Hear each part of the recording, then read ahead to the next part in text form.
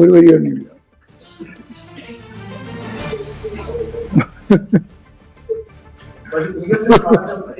ഇതാണ് ജി സുധാകരനെ പ്രകോപിപ്പിച്ചത്.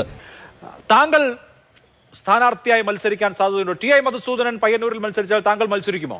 അല്ല, അത് സ്ഥാനാർത്ഥി പ്രഖ്യാപനം വന്നതിന് ശേഷം എൻ്റെ നിലപാട് ഞാൻ അറിയിക്കാം എന്നതാണ്. ഇപ്പോൾ മാധ്യമങ്ങൾ പറയുന്ന രീതിയിലാണ്. ഇപ്പോൾ മാധ്യമങ്ങൾ പറയുന്നതിനനുസരിച്ചൊരു നിലപാട് പ്രഖ്യാപിക്കാൻ പ്രയാസമുണ്ട്.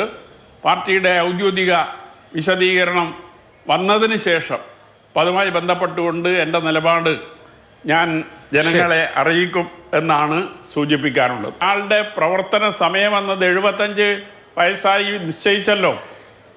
ആ 75 വയസ്സ് പാലിക്കാൻ ഈ പാർട്ടിക്ക് സാധിക്കുന്നുണ്ടോ? എല്ലാവർക്കും ഒരുപോലെ ബാധകമാക്കാൻ സാധിക്കുന്നുണ്ടോ?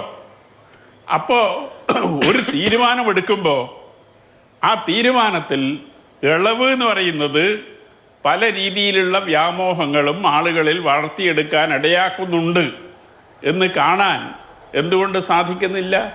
ഞാൻ ഈ കാര്യം ഇതുവരെ വിശദീകരിച്ചിട്ടുണ്ട് എന്നും പ്രേംനാഥ് പറഞ്ഞല്ലോ. എൻ്റെ അഭിപ്രായം ഞാൻ എല്ലാ കാലത്തും എൻ്റെ ഘടകത്തിൽ സൂചിപ്പിച്ചതാണ്. ആ നിലയിൽ തന്നെയാണ് മുന്നോട്ട് പോയിട്ടുള്ളത്. ഇവിടെ ഇന്ന് പാർട്ടി നേതൃത്വം സ്വീകരിക്കുന്ന സമീപനം അത് ആളുകളെ കൂടുതൽ ഈ പാർട്ടിയിൽ നിന്ന് ഒറ്റപ്പെടുത്തിക്കൊണ്ടിരിക്കുകയാണ്. ഈ പാർട്ടിക്കെതിരായി ചിന്തിക്കാൻ പ്രേരിപ്പിക്കുന്ന തരത്തിലാണ്.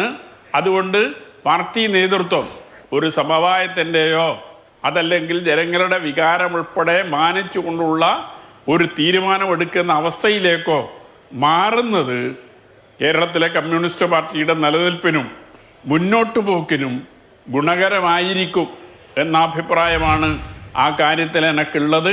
പക്ഷേ ഇന്നത്തെ നേതൃത്വം അതിന് സന്നദ്ധമാകില്ല എന്ന ബോധ്യം കൂടിയുള്ള ഒരാളാണ് ഞാൻ.